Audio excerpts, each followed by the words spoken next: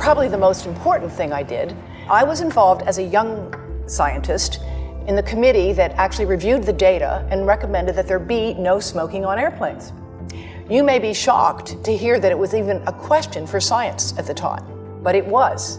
And when I look at what we know now about mobile phone radiation, I see some very interesting similarities. A growing number of prominent doctors and scientists are raising warning flags over radiation this morning, and your kids could be facing a greater risk of exposure.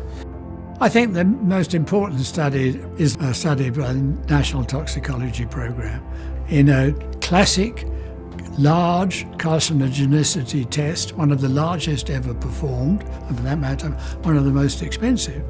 They found increased risk of the tumors which we believe radiofrequency radiation is causing in man. Particular tumors called schwannomas. In the rats, they were in the heart. In humans, they're often in the nerve, the ear nerve, the vestibular nerve. Cell phone providers say they follow all safety guidelines put into place by the FCC. The current FCC safety standard was developed nearly 20 years ago. The manufacturers actually tell people in the instruction manual, which I never read, not to put the cell phone against your ear. It does say exactly that. There's the BlackBerry, for example, warns to keep your phone at least 0.98 inches away from the body when transmitting. With an iPhone, for example, it's 5/8 of an inch. At this point, the evidence has become sufficiently strong that cell phone radiation is a human carcinogen.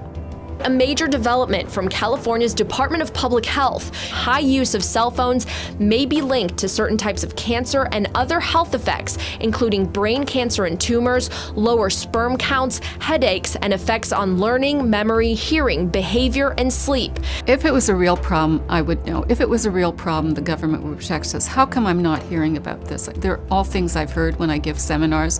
You know, I get up there and they say, oh yeah, if this was really a problem, they would have told us. I am they. I am a, legitimate scientist, and I am telling you.